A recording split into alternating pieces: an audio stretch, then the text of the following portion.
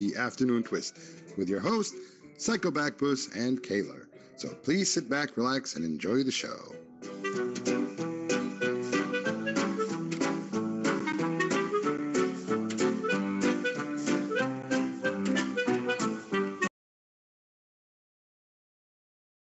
Hello, everybody. Welcome to the Afternoon Twist on CB Radio Drama Free, Zello, on Zello, and it's going to be a longer version today. We're going to go for an hour and a half minimum, and I have some interesting stories. We, of course, have got the questions. Everybody loves a question.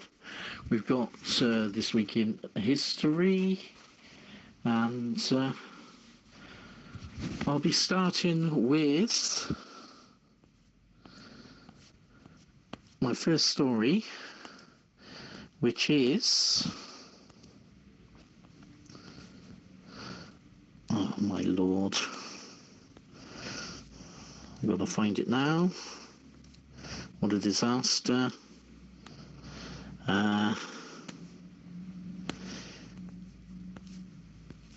It is about Barbara Windsor. And, oh shoot. All best laid plans go astray. Actually, I'm going to throw over to Kayla while I have technical issues. Kayla, can you give me your first story of the blue venom bananas? All right. Yes, I have a story about blue scorpion venom is popular pain medication in Cuba. Once a month for the last decade, a 78-year-old Cuban farmer has hunted down a scorpion to sting himself with, vowing that the venom wards off his rheumatism pains. His natural remedy is no longer seen as very unusual here. Researchers in Cuba have found that the venom of the blue scorpion appears to have anti-inflammatory and pain relief properties, and may be able to delay tumor growth in some cancer patients. While some oncologists abroad say more research is needed to be able to properly back up such a claim, Cuban pharmaceutical firm Laborapharm has been using scorpion venom since 2011 to manufacture the homeopathic medicine Viotox. Viotox already sells in around 15 countries worldwide and is currently in talks with China to sell the remedy there. In Cuba, where tens of thousands of patients have been treated with Viotox, each vial costs under $1. On the black market abroad, it can cost 100 times that. Retailers on Amazon.com are seen selling them for up to $140. So, how many of you would want to get stung by a scorpion to relieve pain? Hell no. No, thank you. The whole idea of inflicting pain on myself just to relieve pain is not an appealing idea.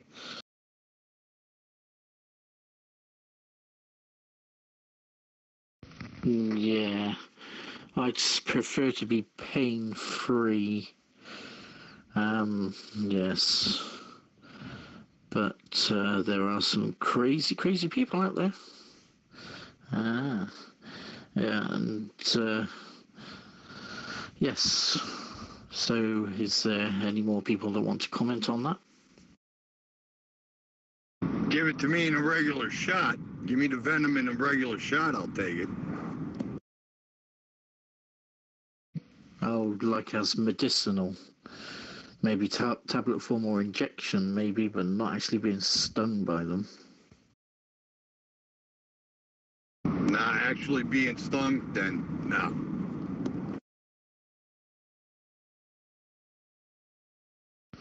It seems crazy, yeah. Here we go.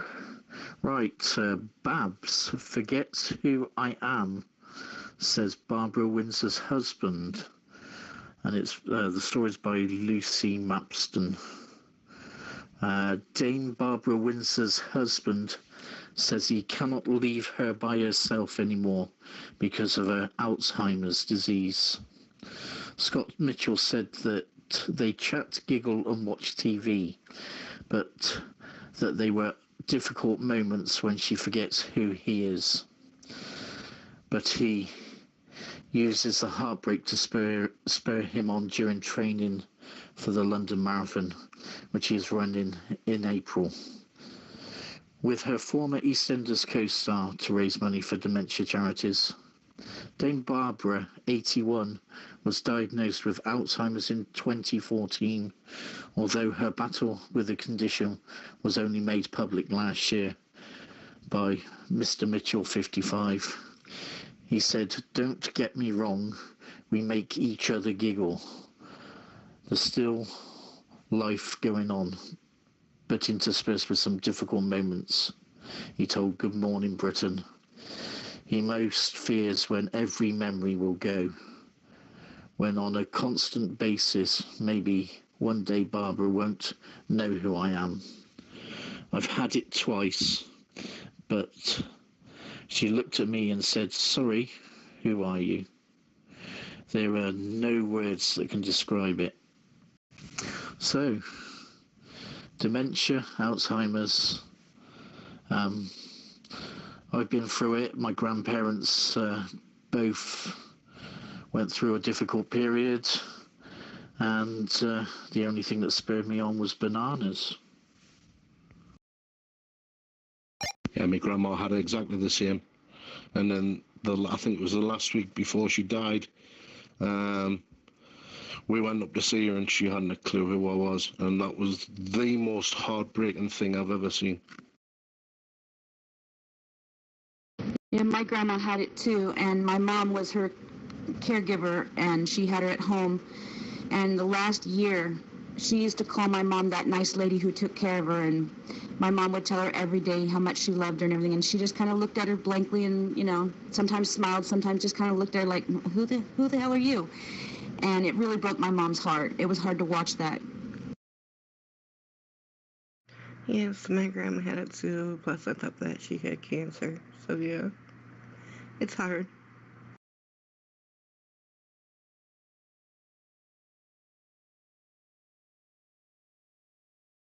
Yeah, okay. Kayla, can I have your next story, please? All right, the next story I have for y'all is about Trump asking for the wall funding to end the shutdown crisis. President Donald Trump made a somber televised plea for border wall funding Tuesday night, seeking an edge in his shutdown battle with congressional Democrats as he declared there is a humanitarian crisis, a crisis of the heart, and a crisis of the soul. Addressing the nation from the Oval Office for the first time, Trump argued for funding on security and humanitarian grounds as he sought to put pressure on newly empowered Democrats amid an extended partial government shutdown. Trump called on Democrats to return to the White House to meet with him, saying it was immoral for politicians to do nothing. Previous meetings have led to no agreement. Responding to their own televised remarks, Democratic House Speaker Nancy Pelosi and Senate Minority Leader Chuck Schumer accused Trump of misrepresenting the situation on the border as they urged him to reopen closed government departments and turn loose paychecks for hundreds of thousands of workers. Trump, who has long rallied against illegal immigration at the border, has recently seized on humanitarian concerns to argue there is a border crisis that can only be solved with a wall. But critics say the security risks are overblown, and the administration is at least partially to blame for the humanitarian situation. Trump used emotional language referring to Americans who were killed by people in the country illegally, saying, "I've met with dozens of families whose loved ones were stolen by illegal immigrations. I've held the hands of weeping mothers and embraced the grief-stricken fathers." The president often highlights such incidents, though studies over several years have found immigrants are less likely to commit crimes than people born in the United States. Trump has been discussing the idea of declaring a national emergency to allow him to move forward with a wall without getting congressional approval for the $5.7 billion he's requested. So, what do y'all think about that? Sounds like a kid having a tantrum.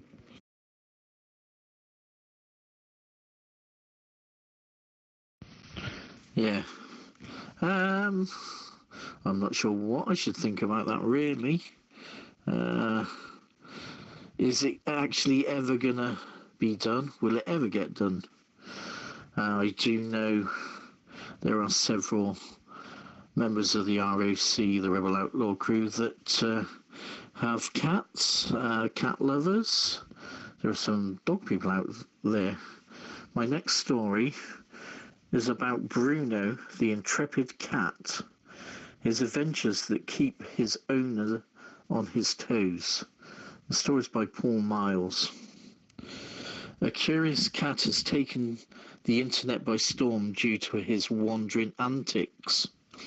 Bruno the cat has racked up more than 1,000 likes in no time at all after a Facebook page was launched to document his explorations of his hometown of Worthing, West Sussex. The mischievous Moggy regularly has to be collected by owner Rudy Ridgewell after being discovered in a variety of strange places, including train stations, pubs, and even the library. Bruno, who is the size of a small Staffordshire Bull Terrier, regularly wanders into people's homes and cars and refuses to budge, forcing them to ring owner Rudy to come pick him up. Tattooist Rudy has owned Bruno for 2 years after first spotting him in a pub, and says the 7-year-old cat goes everywhere after his adventures started about a month ago. Rudy said every so often he wouldn't come home for a day or so, and we would receive a call from someone saying he had somehow got into their home, a shop, or even their car, and for myself to go and pick him up. He has been in people's cars, I don't know how, and I can't even count the number of people's houses I've had to collect him from. When I turn up, he is always sleeping, or someone's making friends with people's, or sometimes making friends with people's dogs. He really does not care. People always say how friendly and laid back he is, so it is never really a problem to whoever he has found himself with. Rudy said Bruno is the size of a small Staffordshire Bull Terrier, which makes his rescue missions even funnier. He added, he is a huge cat, which makes it even funnier when I'm carrying him home from town. He's really heavy, and I sometimes have to reassure people he's mine and that I'm not stealing him. Bruno originally lived on a farm, and Rudy thinks this is where his curiosity stems from. He was later owned by a pub landlady where he was always greeted by punters, and now lives with Rudy and his pet kitten Gucci. The 25-year-old launched the adventures of Bruno on Facebook to share his pet's antics. He added, people constantly said I should make his own page to keep everyone updated on what he was up to, and it's been mad ever since. I can't believe it. And I will be posting pictures of Bruno in here as soon as Kayla takes over the next story. If people would like to comment with any cat stories they've got, any strange places your cat has got to, maybe even Buffalo Kitty and Computer Kitty. Yep, sister's cat, hers ends up at the pub up the street from her. He goes there about 3 or 4 times a week. You always find him up there, sat in front of the log fire that's in the pub.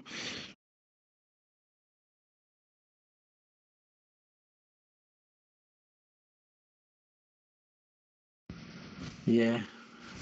I understand being sat in front of a log fire, that's nice and warm. They like the warmth.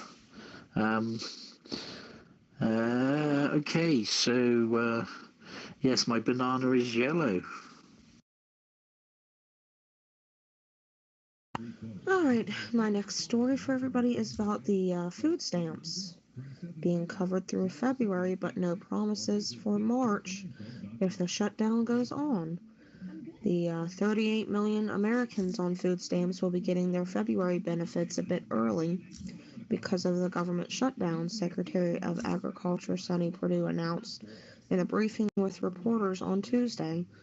Due to concerns that the food stamp program could run out of money in the latter part of February, the U.S. Department of Agriculture will urge states to pay out the benefit by January 20th at the latest, after they receive billions of dollars from the federal government for the program. The January 20th date is key because the most recent continuing resolution that Congress passed, and which expired in late December, leading to the shutdown, allows the federal government to meet required payments within 30 days of its expiration. I know this affects me very much because I'm on food stamps and I struggle enough to make it last all month. So if I don't have it, then I won't be able to eat. So I'm hoping they get this government shutdown thing straightened out very soon. Hey y'all, what's up? How's everyone doing? Hello, Hot Kim. Welcome to the afternoon twist on CB Radio Drama Free. The topic news stories and topics, and a questions and quiz, and welcome. You are part of the show. Please feel free to interact in between stories, and or use the text box.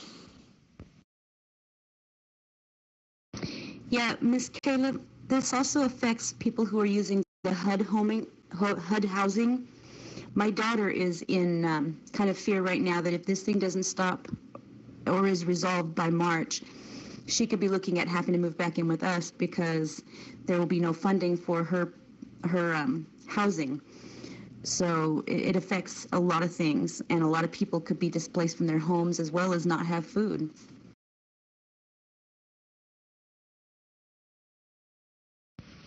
Yeah. Oh, that is a very, very dire situation that could be on the horizon. My next story is a bit of a shocker, and mainly because there's a couple of members of CB Radio Drama Free that live in this town where it happened. Shock headlines: Dad finds drugs in game bought for his son 4. The story is by Tommy Lumby. Dad was horrified when he discovered a bag of what appears to contain illegal drugs inside the instruction manual for a second-hand video game bought for his 4-year-old son. Oliver Edwards had taken the boy and his 2 older brothers, aged 10 and 12, to a branch of game in Preston to spend £20 vouchers which their uncle gave them for Christmas. The sign fitter found a bag of white crystals as he looked at the manual for the PlayStation 4 basketball game after they got it home. He thinks it may contain methadone or MDMA. and has contacted police. My initial thought was it could have been that gel that you get in new shoes. He said, my wife took one look at it and she was gobsmacked. It looked like lemon sherbet powder. It's very worrying. If this had fallen onto the floor and my youngest had mistaken it for sweets, this could have been fatal. Mr. Edwards, 30, added, I phoned Games customer service. I told the bloke on the phone and he laughed at me. He said, come and swap it for a game without the drugs in. I think I put the phone down on him. I was really angry with their reaction. The dad from Poltonley Field, Lancashire, said police advised him he should just safely dispose of the package. But a spokesman for the Lancashire force said it was investigating the incident. Games said it was unable to comment because inquiries were ongoing. Right, this raises so many questions.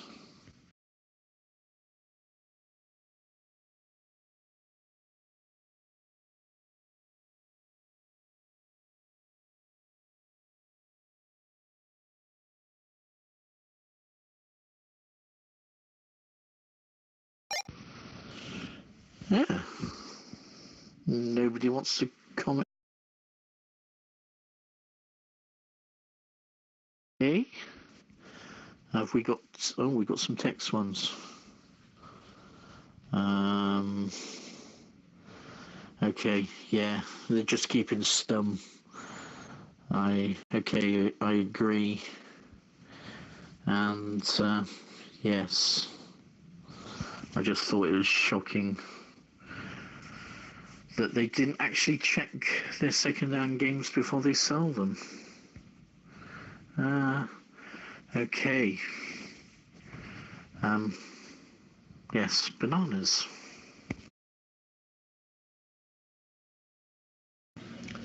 Alright, and my next story is again about the government shutdown, about the tax refunds going out on time. With the government shutdown in its third week and concern mounting over a possible delay in tax refunds, a Trump administration official said Monday that taxpayers who are owed money will be paid on time. Russell Vogel, acting director of the White House Budget Office, said customary rules will be changed to make the payments possible. He told reporters Monday that an indefinite appropriation was available for the refunds, which would go out as normal.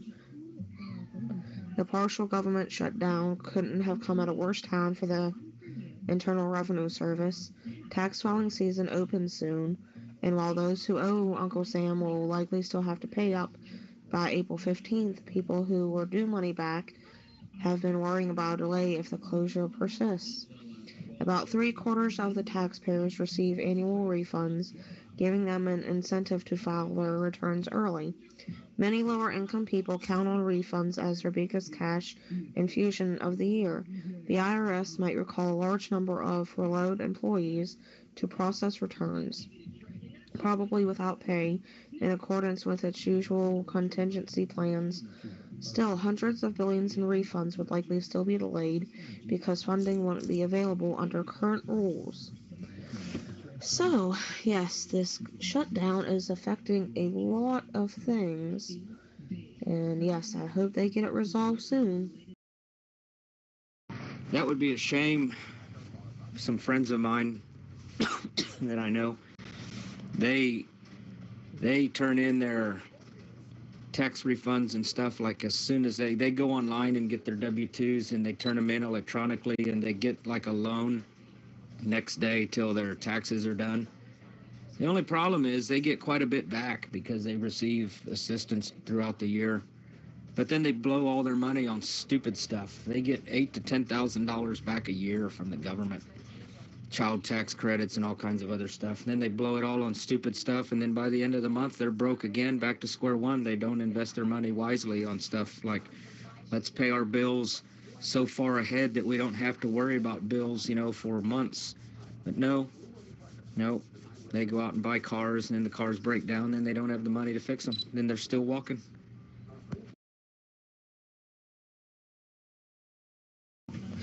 Yes, I know people that do the same thing. They go out and buy, like you said, stupid stuff. Yeah, instead of paying up their bills a few months ahead of time or whatever. And yes, I don't know, they're a Buffalo tool. Yeah, then by the end of the month, it's like, hey, yeah, does anybody have $50 I can borrow to buy groceries because my kids are hungry? I'm like, man, you just had $8,000 last month. What'd you do with it? That's like a pet peeve of mine. I don't get much back at all. And this year I probably won't get anything back. But, when I do, I get caught up with stuff that I owe, like if there's any bills that are unpaid, doctor bills, stuff like that, and then all the money's gone, but at least my bills are paid.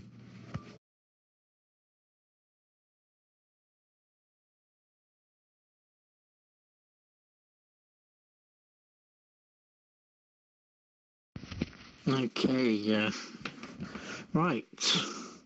I'd like to talk about tattoos. There are some pretty spectacular effects, 3D effects, people that tattoo photos on themselves. I'm just posting some pictures into the history. I'd like your views and people's views on the art, whether or not they consider getting anything done like this, and the skill involved with said tattoos.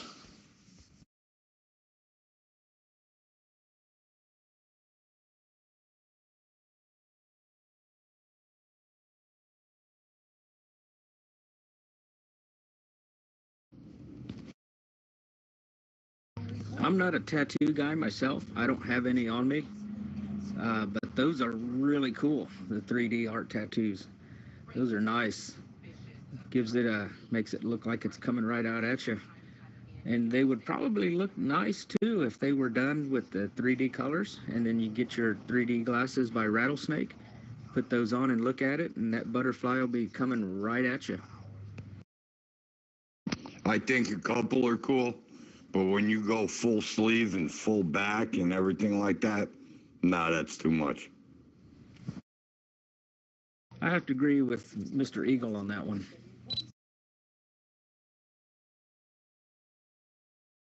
I have 3, and they're real small. And do a sleeve or a full body? No, to me that's just tacky. Sometimes looks trifling. I mean, they're cool looking, but at the end of the day, you're stuck with them for life. There's no covering up, no nothing. So, yeah. That's it, exactly. What do you think, Psycho Bagpuss, about tattoos on personal parts of the body, such as getting a tattoo of the Space Needle on your... I hope everyone's doing good today. Hey, just the man. Welcome to the extended version of the afternoon twist. My word, you've joined us mid-show. Well, actually, coming up for the first half hour of the show. And we are talking tattoos. Whether or not you would consider tattoos, whether or not you like anything spectacular, what's the smallest or biggest tattoo you go to, and I'm posting some rather stunning pictures in the box as well. There is one that I'd really like to pull up that the effect on it is so striking. It made me it almost made me think, oh heck, this one. That is One heck of a bit of artwork done there. Yeah, I guess I don't really have an opinion on tattoos in general, or don't really feel one way or the other. I guess if I had to say anything, I would say maybe I kind of understand people going through extreme experiences like military and, hardships to get something as a memento, whatever. But in a way, I just think it kind of mars the natural beauty of the body. I don't know. That's just my opinion.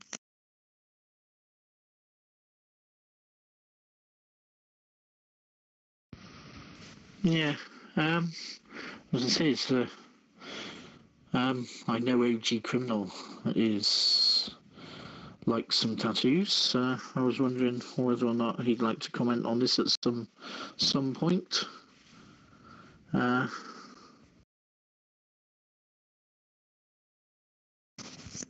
Sounds like I've stepped into the middle of a show and I didn't hear what was going on. So I'm just going to sit back in the wings and listen. I didn't mean to step on anything. Yes, we're in the afternoon twist.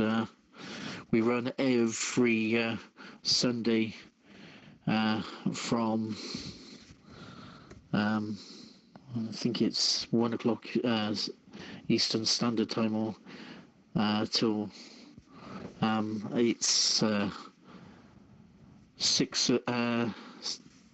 o'clock UK, and runs generally about an hour, maybe an hour and a half. And yes,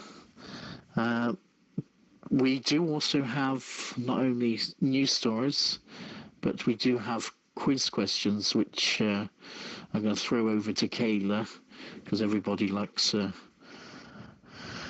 question or two. So, Kayla, if you'd like to take the quiz questions away, get some people involved in the text box, preferably keying up and with your answers. Not necessarily have to be right. We do like some funny answers, but if you do know the answer, please reply.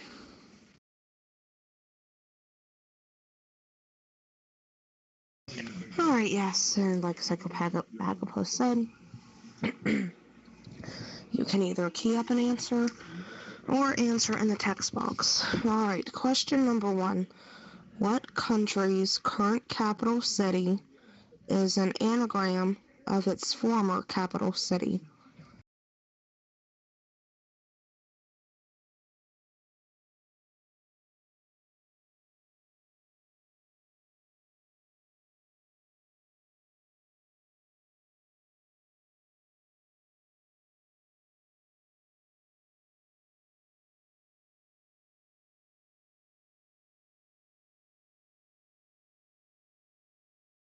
Cleveland. Yeah, if you can you repeat the question? Anagram of its former city. I've no idea. Bay City. No, London used to be Roman, and that had a bit of a longer way, but it's pretty much the same thing. Yeah, sorry, I was trying to, my phone was trying to act up there for a second. Yes, what country's current capital city is an anagram of its former capital city? Paris.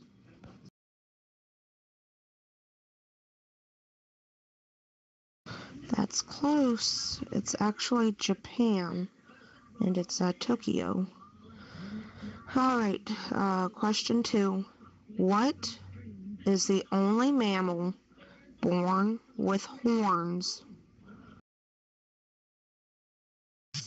Oh, mammal. Hippopotamus. The chupacabras. Blow tool. Moose. I think Tilly might be right. Rhinoceroses do... Oh, actually, do they have horns when they're born? Or do they grow afterwards? Ooh.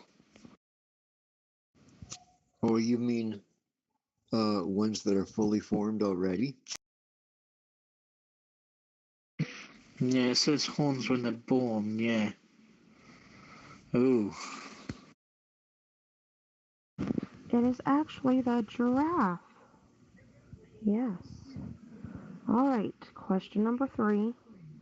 What is the name for the branch of mathematics dealing with lengths and angles of triangles?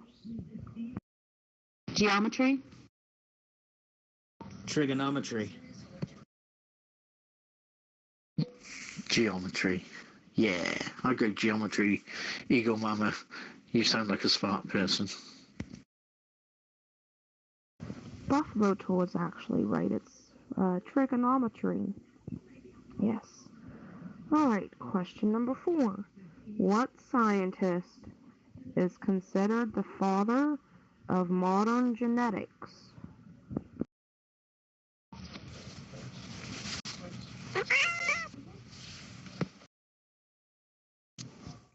That would be Buffalo Tool. Dr. Sheldon Cooper. Yeah, Dr. Cringe. He's the father of modern genetics. I'm sure he is.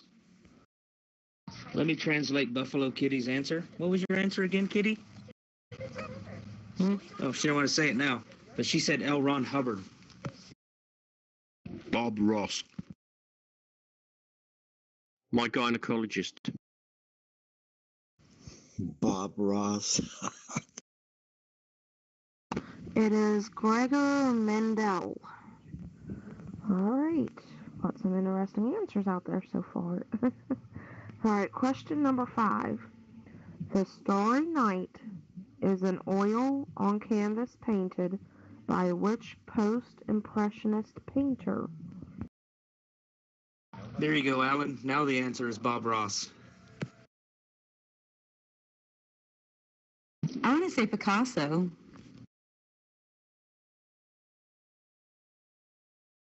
Andy Warhol. Did you say the Starry Night?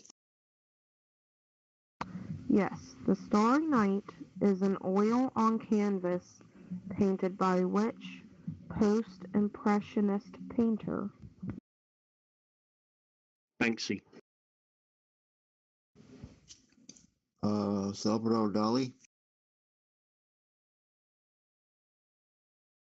It is actually Vincent van Gogh. All right, question number 6. Bruce Banner turns into what fictional superhero when he becomes angry? The Hulk. The Incredible Hulk.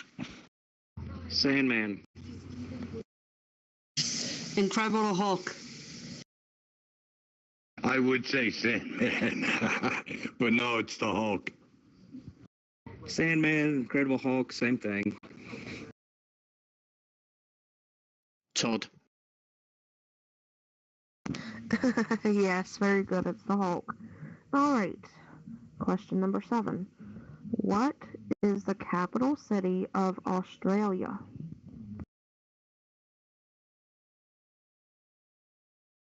Sydney? Canberra.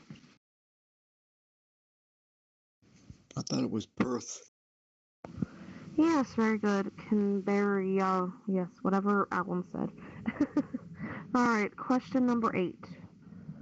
What song by Michael Jackson contains the lyrics, Annie, Are You Okay?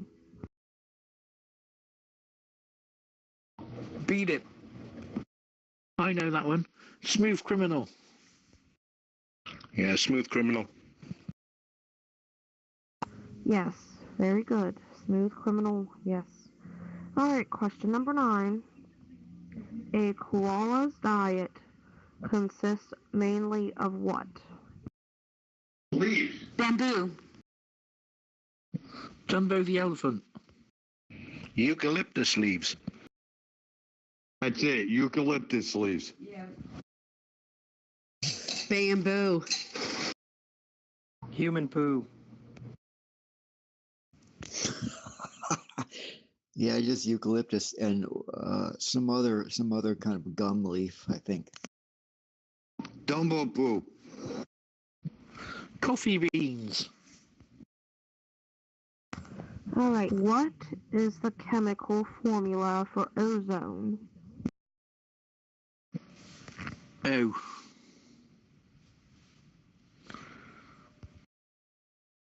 Yeah, it's O2. I don't know, but I was going to backtrack a little bit, and I thought it was buffalo stool leaves.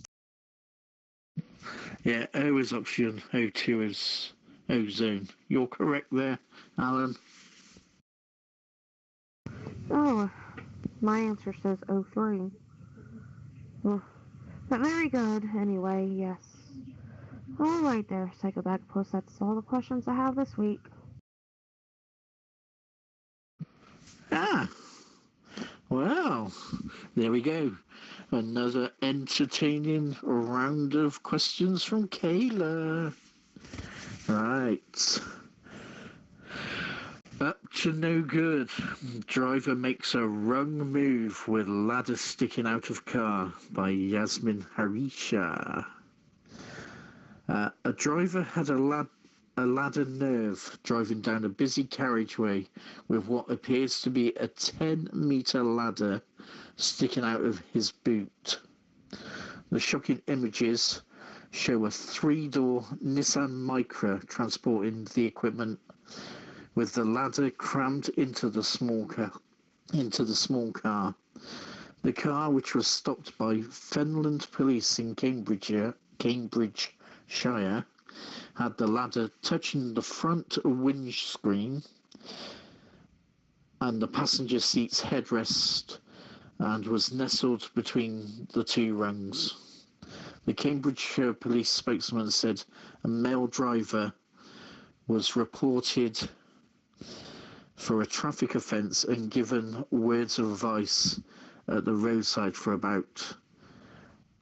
at about 3:30 on Monday. Police later tweeted pictures of the car, writing, "Do you think this was a good idea?" Bemused social media users took to Twitter to share their thoughts on the driver's driving style after he was pictured on the A47 near Thorney Toll. Jonathan Dobbs wrote, "Driver has ladder nerve driving that car. He's no ladder day saint." Jeremy Navradi wrote, "He's taken stupidity to new heights." Peggy Starr also added, "And what could possibly go wrong? How can a driver be so dumb? Crush it, resit their test." And one Twitter user said they were glad the police have taken steps to combat the problem. A police spokesman said if an item extends more than 2 meters rearward from a vehicle, it needs to have a marking to show the projection. This vehicle did not have any markings. The driver was issued with a TOR, traffic offence report. And there we go.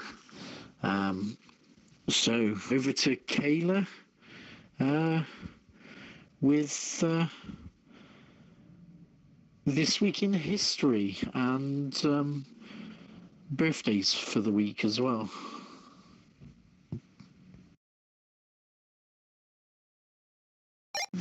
Oh, crap, I missed the birthdays. I'm sorry, but yes, I do have This Week in History. In 1789, America held its first presidential election as voters chose electors who, a month later, selected George Washington to be the nation's first chief executive.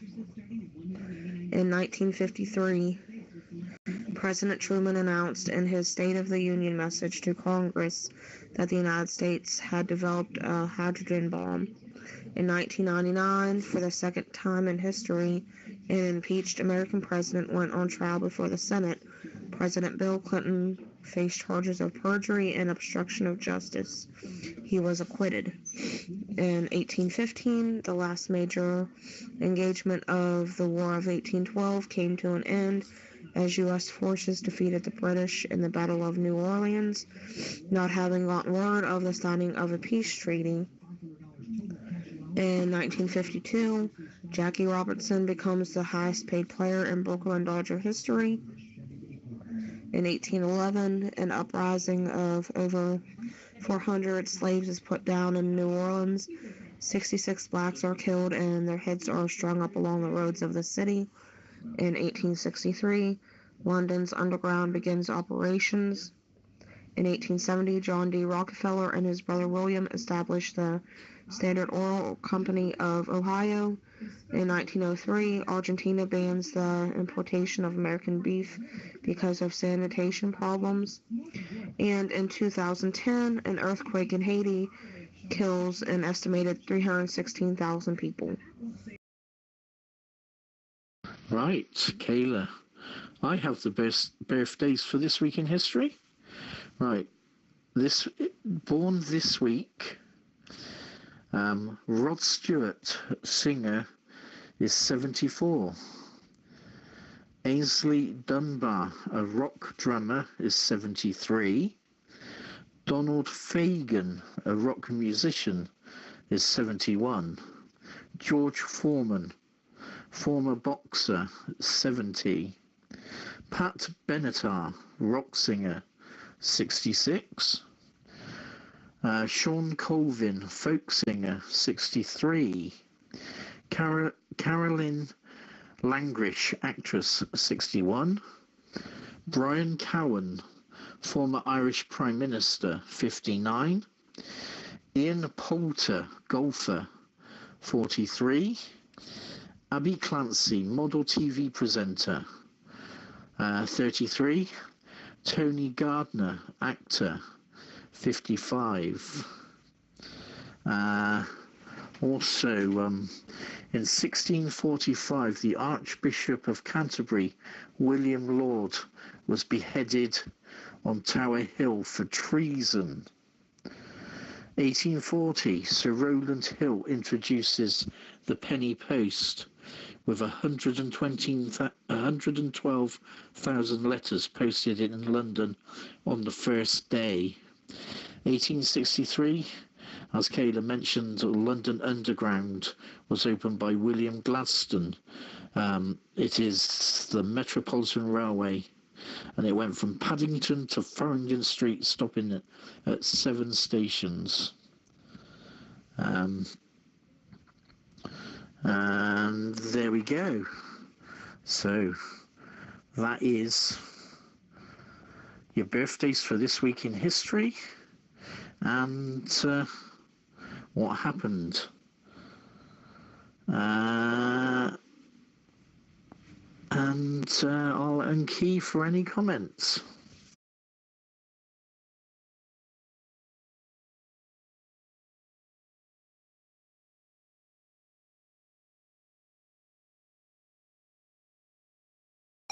Isn't Martin Luther King's birthday coming up, or is that next week?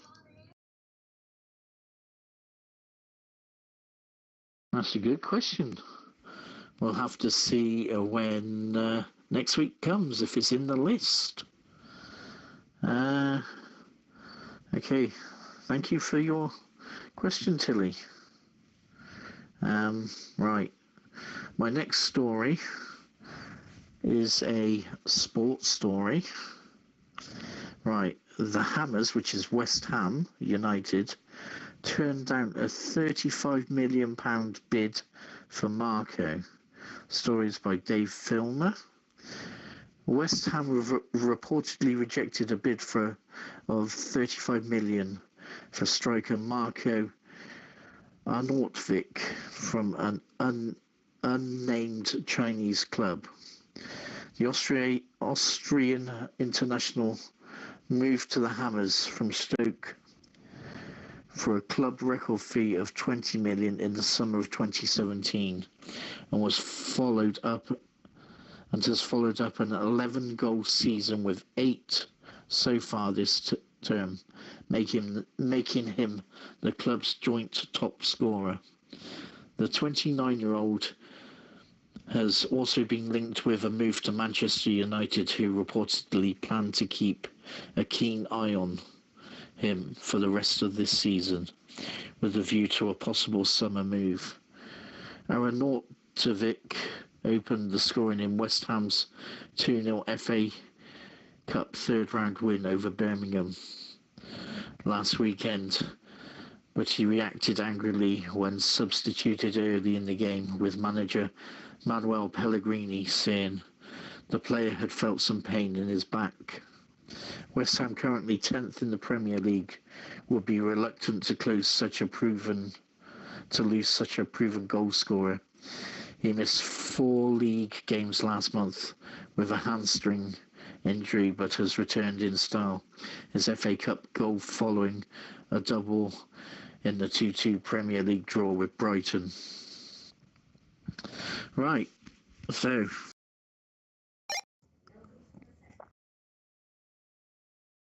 Marko Arnautovic.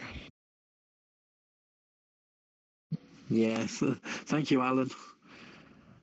Yeah, I'm not very good at pronouncing sports stars' names. Arnautovic, right.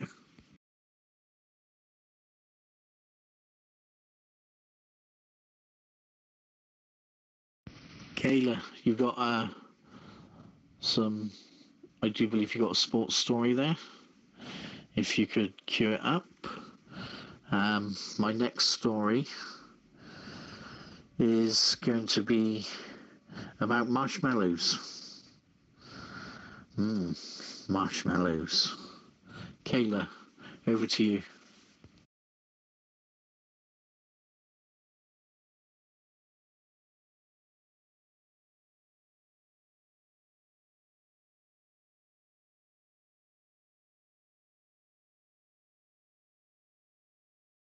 Okay. Right. Poundland slammed over sexist booby marshmallows by Paul Miles.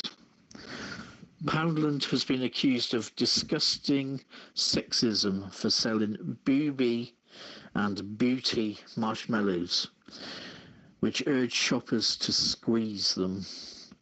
The sweets, which are shaped like breasts and bottoms, have been spotted on shelves for just 50p in the store's novelty section, which has items aimed at children. The packaging on the sweets has the phrase, "Be gentle and squidge my cheeks." But they have been dubbed sexist after one customer pointed out that there was no sign of any male part versions.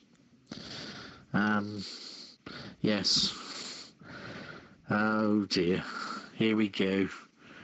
Just because you can't see no male ones, it becomes sexist. What are your views on this channel?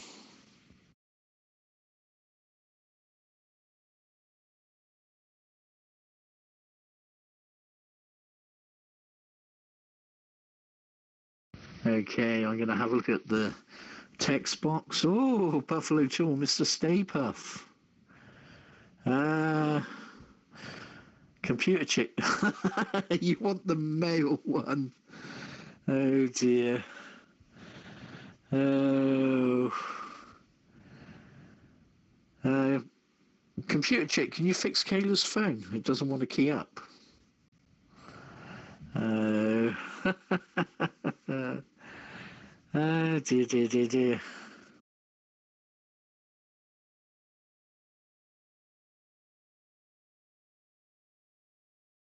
I am going to post the said images, he says. Too many buttons to press here.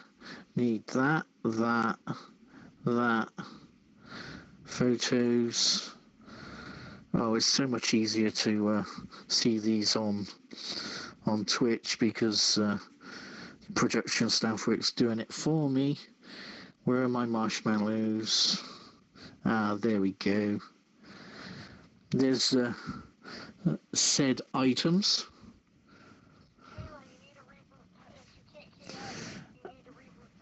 And yeah, so they look tasty as well. I wouldn't mind. I wonder if they're still available.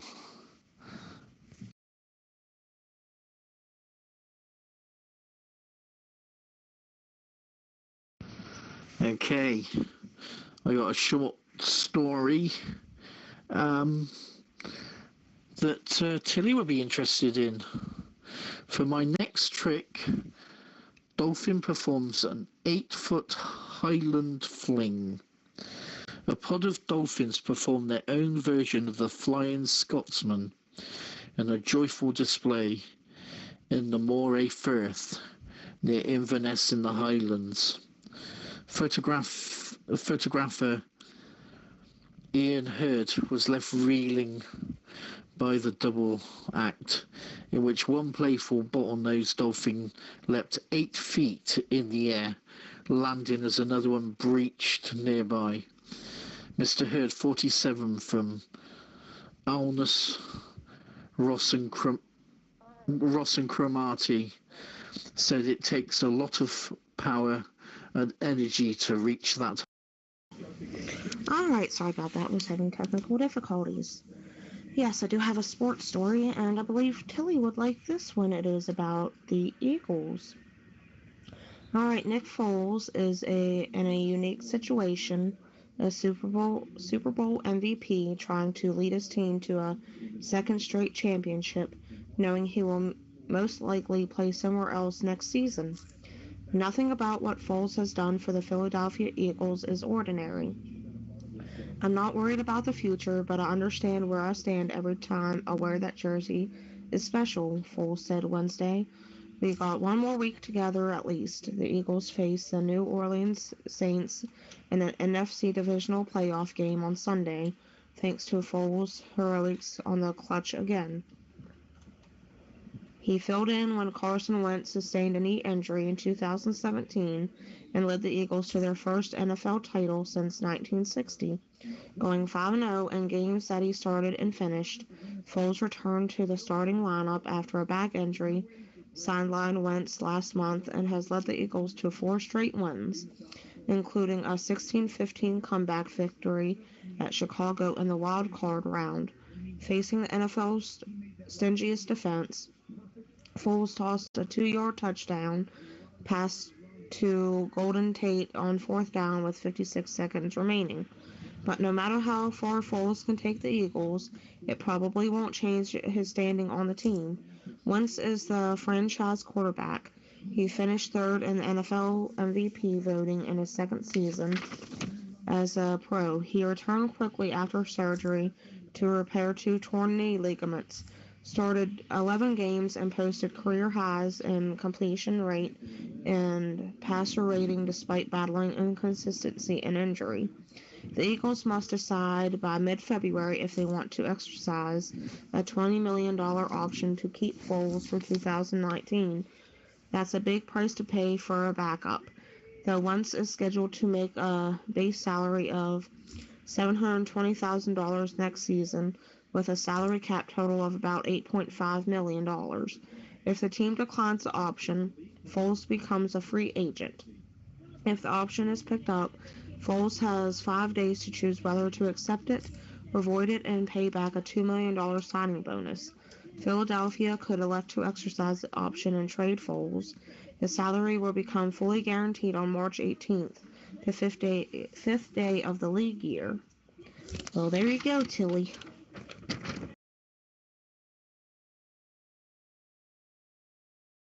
Yep. Yes, and there you, Tilly, some dolphin picks for you as well.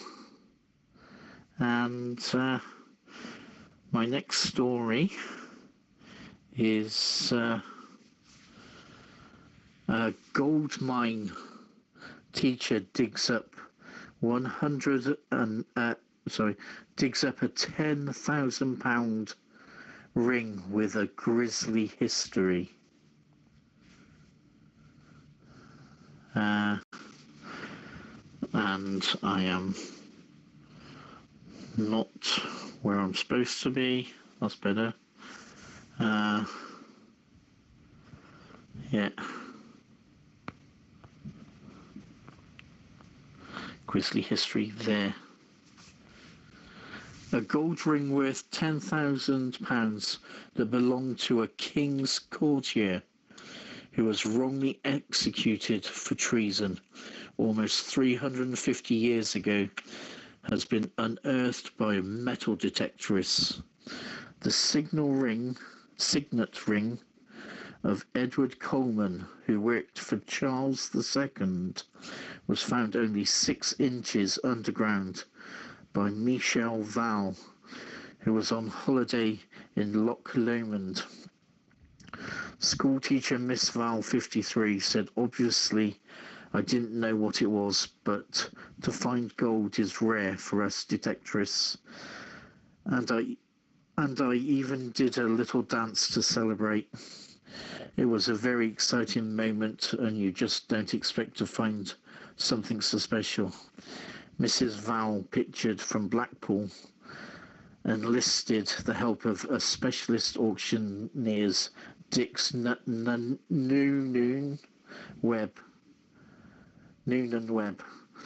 to research the coat of arms, which was confirmed to be that of the Coleman family. Edward Coleman was implicated in the Papish plot, a fictitious Catholic conspiracy to assassinate Charles, and was hung, drawn and quartered in 1678. A priest called Titus Oates, who was later dubbed Titus the Liar, claimed several Catholic men were plotting to kill the king. Although later established to be false, it led to at least 22 people being executed, including Coleman, who was put to death at Newgate Prison in London.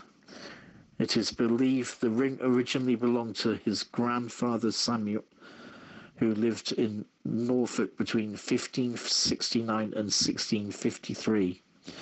Edward Coleman is believed to have taken it to Scotland in 1673 when he worked as a secretary for Mary of Modena, the wife of James II. The ring is now with the Scottish Treasure Trove, which has declared it must go to a museum. Mrs. Val said that the Scottish Treasure Trove have claimed the ring back due to its historical importance. They are working on a valuation, but a similar ring previously sold at auction for around £10,000, so we did expect it to be in that region. So there we go. That's a good find for somebody with a metal detector. Has anybody found anything good? Anything valuable? If so, please let me know. Oh, and by the way, we do have email. We have an email address.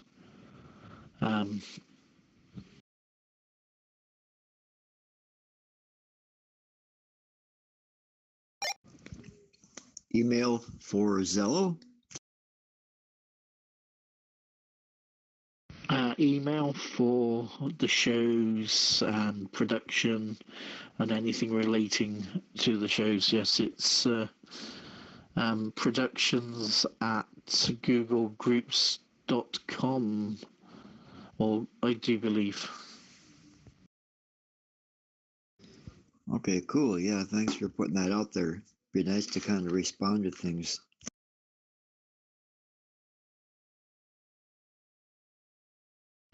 Has anybody found anything of significant value? Even if you thought it might have just been an old plate or a bit of glass in the garden? Marbles. I always find marbles when I till up my garden in the spring. And when I broke ground at the new house that I'd moved into previously, old glass doorknobs, pieces of old ceramic dolls, and an old quarter from like 1940 something. I missed the question. I was out of the room. What was the topic in question there, Stuart, for that? Yeah, a metal detectorist has found a significant gold ring that's been claimed by Scottish Treasure Trove because of its history. I was wondering whether anybody had found anything of value in their garden or whilst out digging.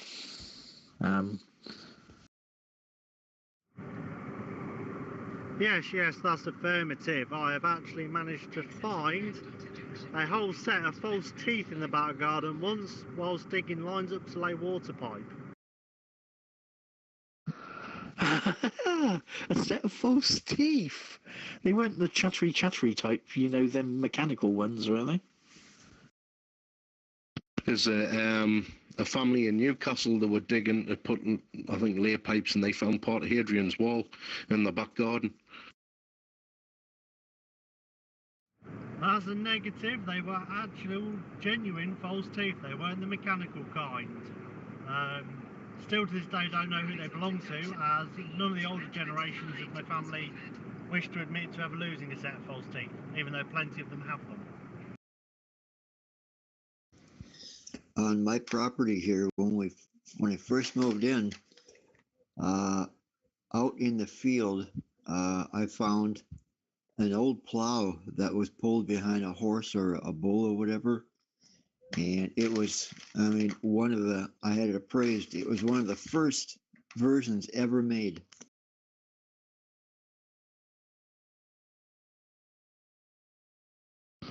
First version? What sort of condition was it in? And was it worth any money to you? And did you sell it, or have you still got it? No, I gave it to a collector. I didn't want anything for it. I just thought, give it to somebody who collects and, can make use of it or whatever. It had just a little layer of rust, but I took steel wool and got rid of it. And it was actually in very, very good condition, very strong yet.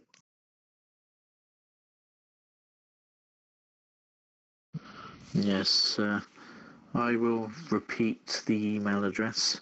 It is ROC Productions, all one word, at googlegroups.com. Please send your emails to that email address. I'd like to say hello to everybody on Twitch, all the people out there that are listening to the show. And if you want to join us, instructions are on the feed. Just need to go to your app store, download Zello, and come on over to CB Radio Drama Free. As long as you're over 18, drama free, all are welcome.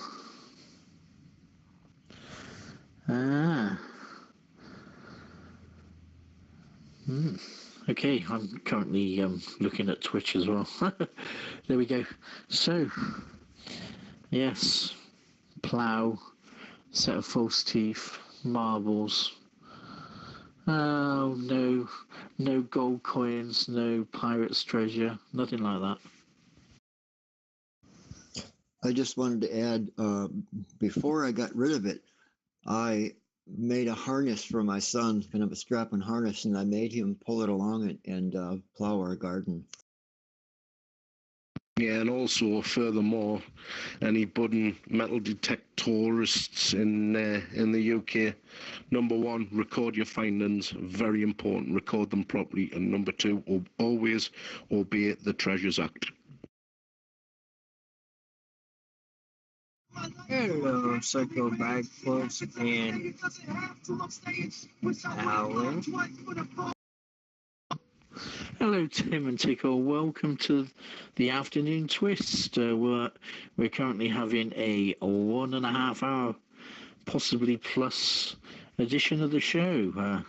If you'd like to join us, my next story is about the nation's oldest man, Richard Overton, has sadly passed away at the grand old age of 112.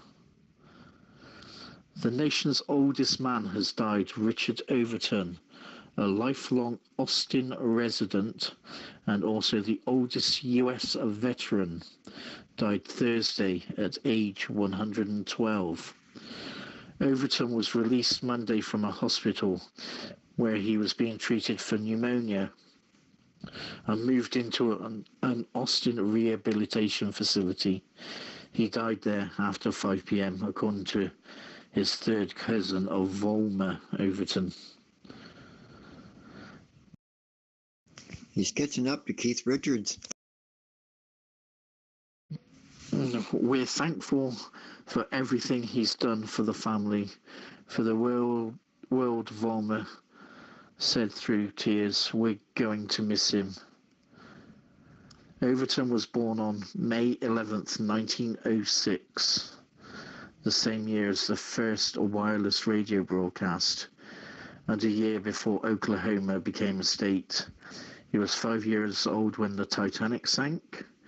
The Army veteran fought in World War II in a segregated unit. After returning from war, he spent the bulk of his career working at furniture stores, then at the Texas Department of Treasury. Lately, Overton had spent many of his days on the front porch of the home he built 70 years ago. His friends called it his stage.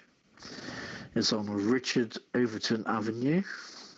Wow, he had his own street named after him.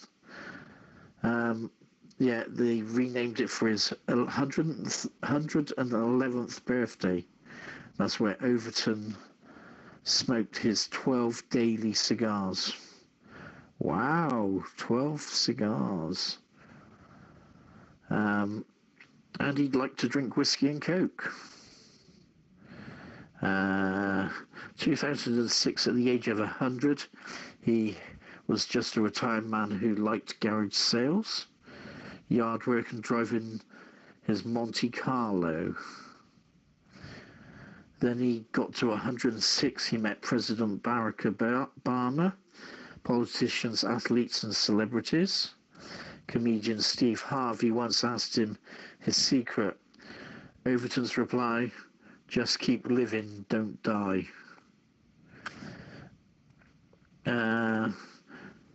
On Thursday night, Governor Greg Abbott released a statement offering his thoughts and prayers to Overton's family and friends. This past few years, on May 11th, huge birthday bashes were held on his front lawn with DJs, food and drinks. Hundreds of people lined up to take a photo with Overton, like kids waiting to meet Santa Claus.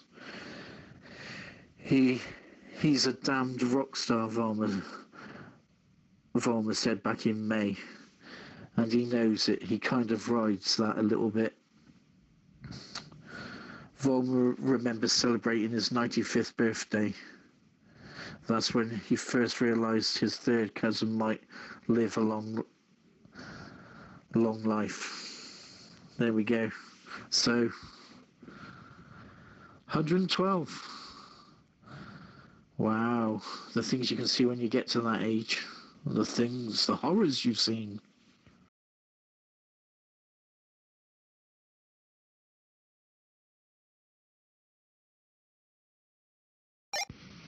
And so, have we got any people that like to comment on that?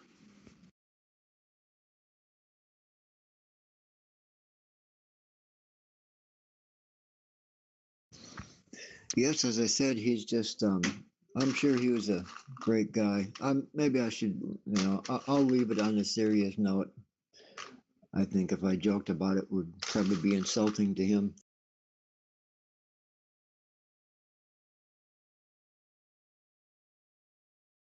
Kayla. Okay, 7:15. Can we have another one of your stories, please? Yes, if you all remember a few months ago, I read a story about the Klaus disappearance. Well, it turns out she was found.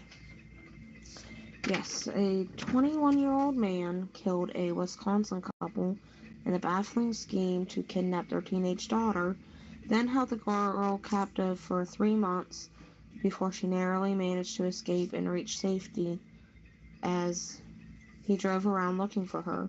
Jaime Klaus, 13, was skinny, disheveled, and wearing shoes too big for her when she approached a stranger and pleaded for help Thursday, near the small, isolated Northwoods town of Gordon, where police said she was being held by Jake Thomas Patterson.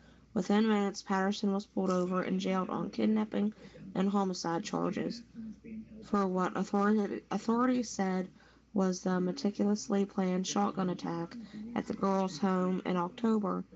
The news that Jaime was safe set off joy and relief 60 miles away in her hometown of Barron, population 3,300, ending an all-out search that gripped the state, with many people fearing the worst the longer she was missing. Jaime told one of the neighbors in Gordon who took her in that she had walked away from a cabin where she had been held captive. The sheriff said investigators are trying to figure out what happened to Jaime during her captivity and why she was seized, and gave no details on how she escaped, except to say Patterson was not home at the time. He said there is no evidence Patterson knew Jaime or her family or had been in contact with her on social media. But yes, it's a good thing that she managed to escape, and now she is safe. Yes, right. I've got a tech story, and Computer Chick loves the tech story. Government shut down TLS certificates not renewed. Many websites are down. Over 80 government websites are down after TLS certificates expired. There's nobody on hand to renew them. More than 80 TLS certificates used by US government websites have expired so far without being renewed, leaving some websites inaccessible to the public.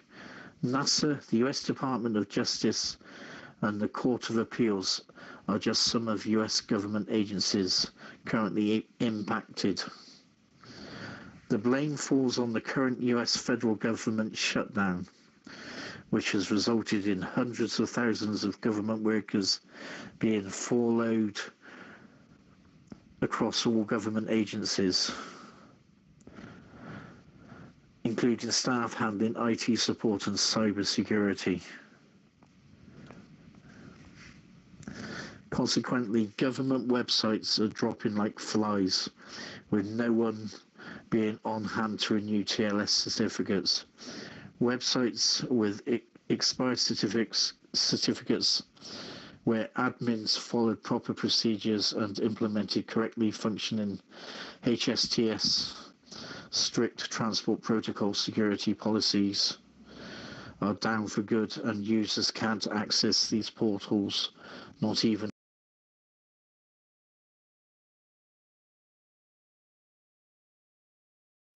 okay, unkeyed. Not sure how long ago.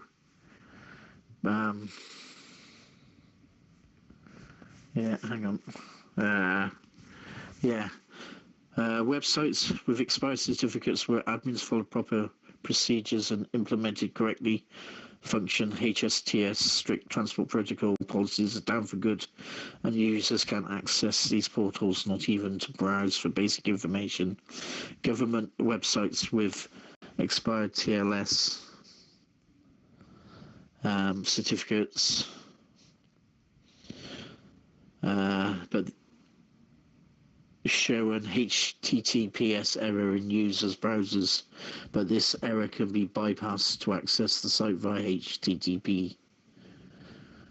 And now, visiting browsing content is fine, but users should always be aware that all websites will not be available, actively managed, and there won't be employees on hand to process requests for updated or update sites with the latest correct information. The current government shutdown has been a disaster on the cybersecurity front so far. Experts from multiple cybersecurity firms have warned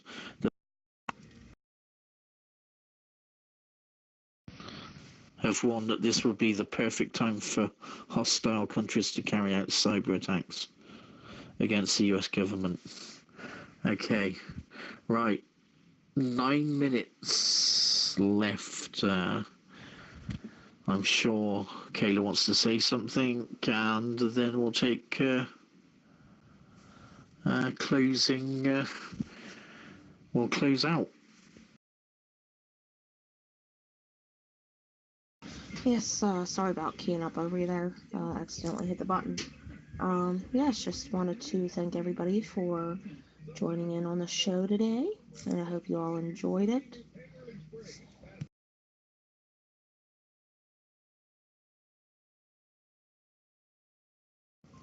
I'm glad I popped in when I did. I'm going to have to do this more often. It was really a cool show. I really enjoyed it. Come on, Drum Doctor, you're going to have to do a lot more things a lot more often, like actually coming to channel. Yeah, thank you so much, guys. Much appreciated, and much appreciated Computer Chick for doing all the tech stuff. Well done again. Yep, I do, Stuart, and I will too. Now that I've gotten back in here a few more times, I'll make it a regular habit like I did once upon a time. Okay, there we go. Normal service will resume very shortly. I'd like to thank everybody for joining us, everybody on Twitch, YouTube, the streamers, the production staff, especially Computer Chick. Of course, a shout out to the Brain Tool Show, the sister show, those two buffoons that always like to get themselves into situations, Mr. Rob the Brain and Mr. Buffalo Tool, and of course Buffalo Kitty. You never know what they'll be up to next. Stay tuned. Thank you very much for joining us, and I'd like to say thank you for Kayla. Thank you for your continued support and help, and thank you Rattlesnake One, all the moderators, the channel owners, the founders of the ROC LBT. Yeah, I'd just like to say a massive thanks for the show tonight. I will most definitely be dropping in more often to take part and listening. Cheers, guys. Yeah, OG Criminal, LBT and Baby G's, the founders of the ROC Rebel Outlaw crew. Thank you for joining us on the Afternoon Twist. This has been a Zello, ROC Zello production on the Zello network. Thank you. Good afternoon.